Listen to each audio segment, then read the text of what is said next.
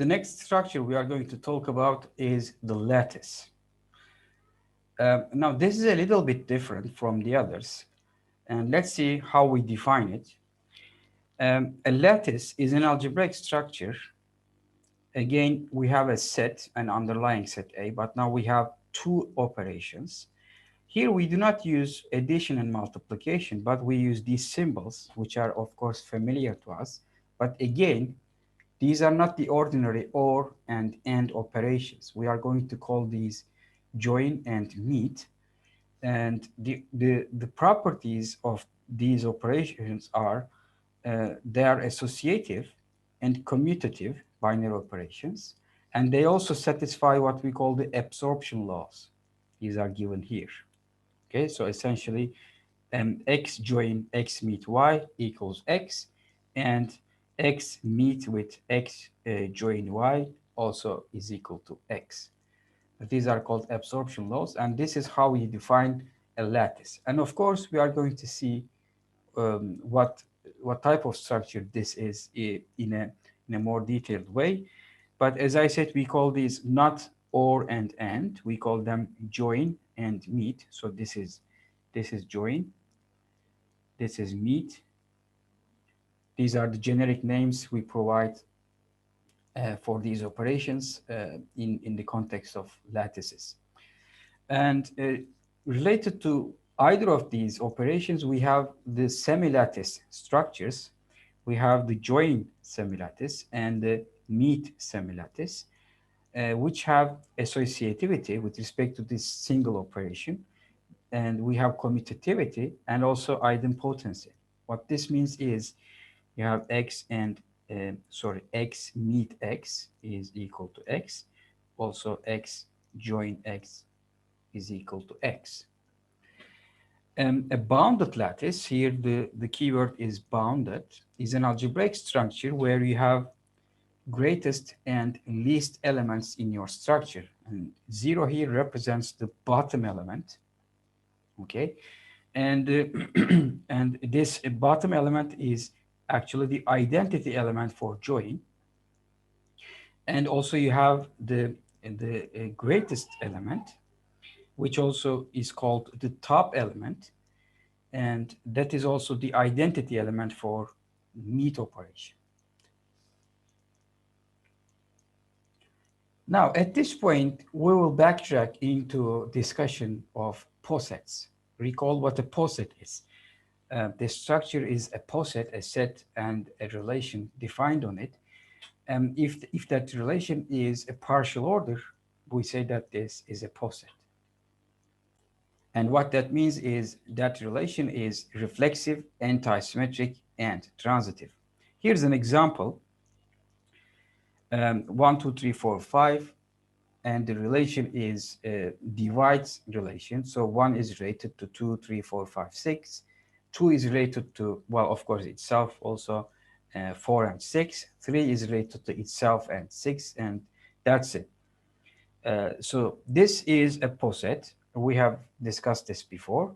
And now consider its D-graph representation, which is given here. 1 is related to all of them. 2 is related to, apart from itself, 4 and 6. And 3 is related to 6. And all of them are related to themselves. So this is the D-graph representation of this posset. Now, here in this D-graph, there are redundant information because, for instance, I don't need to see the loops here. When I know this is a posset, I obviously know this is reflexive, so I don't really need to indicate the loops.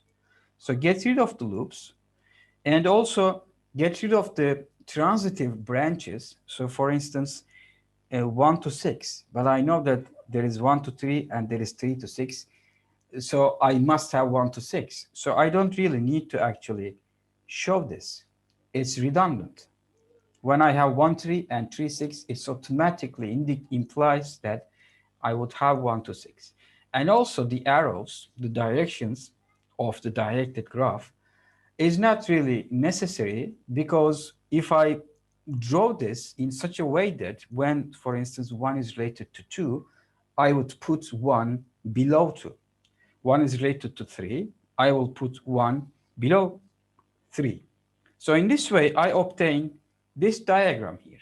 Okay, no loops, and transitive branches are pruned, and I have gotten rid of arrows, and I have placed every element below the other elements that are greater than or equal to this element. So this is what we call a Hasse diagram. Hasse diagram of this partial order.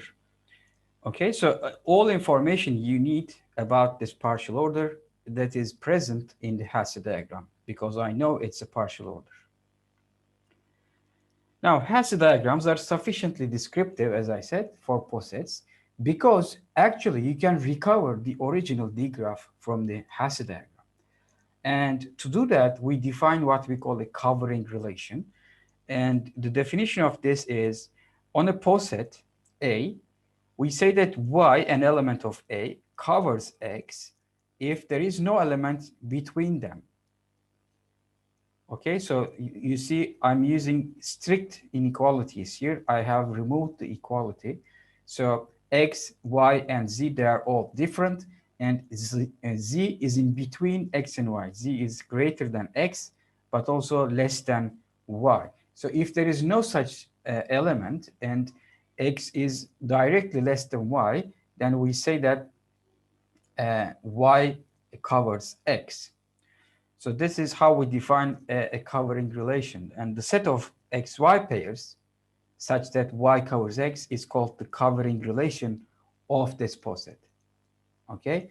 Now, to obtain the D graph representation of the underlying poset from the Hasse diagram, what you need is you just put arrows here upwards. And this is the covering relation. Because 3 covers 1, 6 covers 3. 6 doesn't cover 1 because in between there is 3.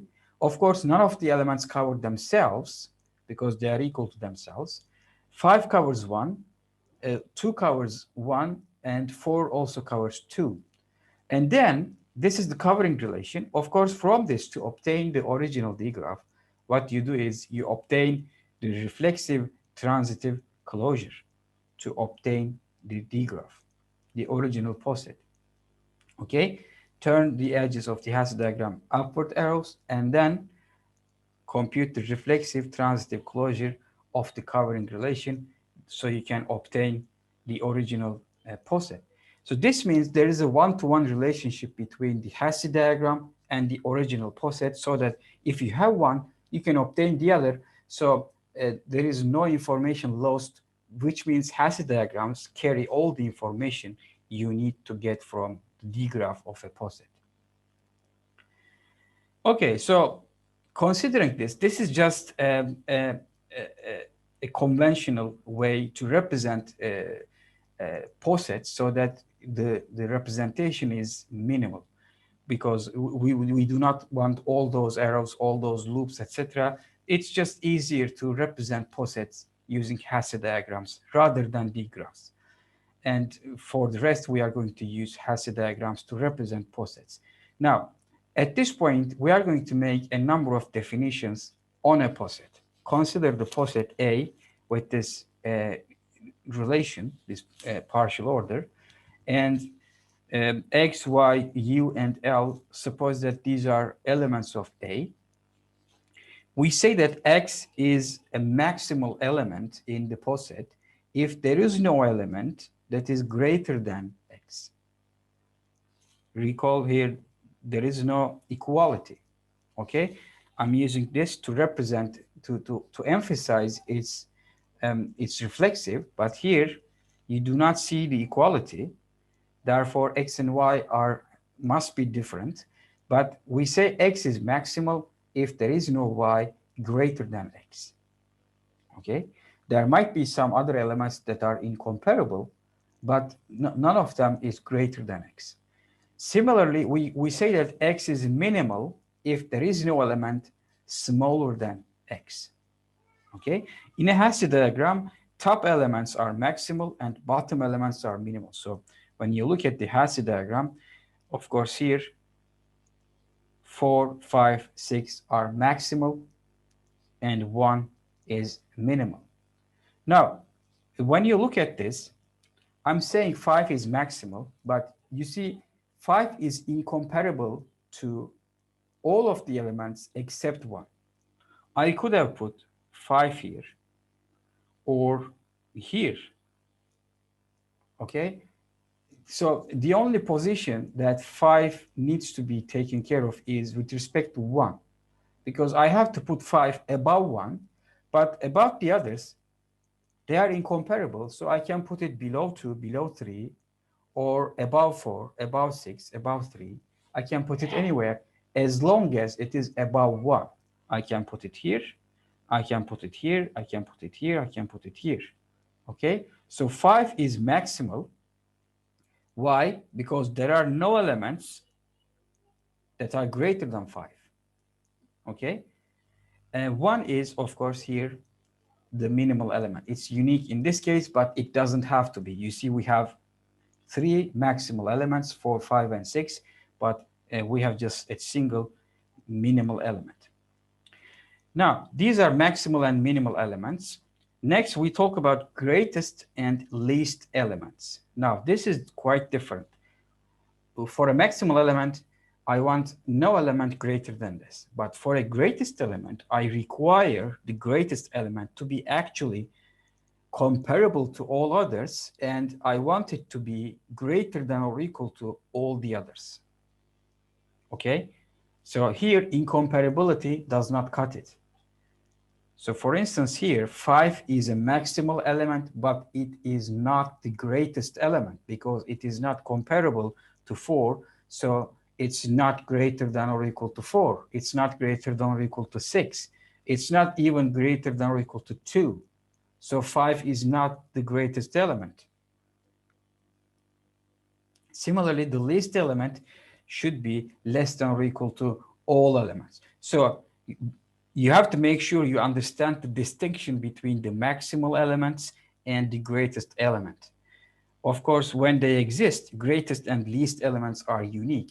If you have multiple such elements, then, well, since the relation is, the partial order is anti-symmetry, if x less than or equal to y, and at the same time, y less than or equal to is satisfied, which means x and y are potentially the greatest elements together, this implies by anti-symmetry that x and y are actually the same element. So when they exist, they are unique.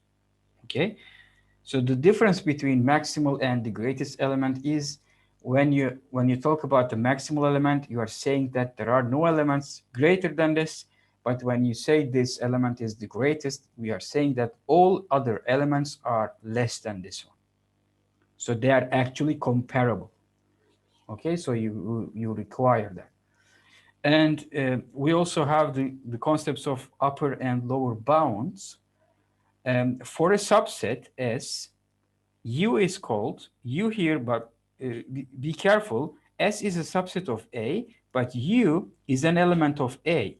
So the upper bound defined for a subset S can be outside the subset.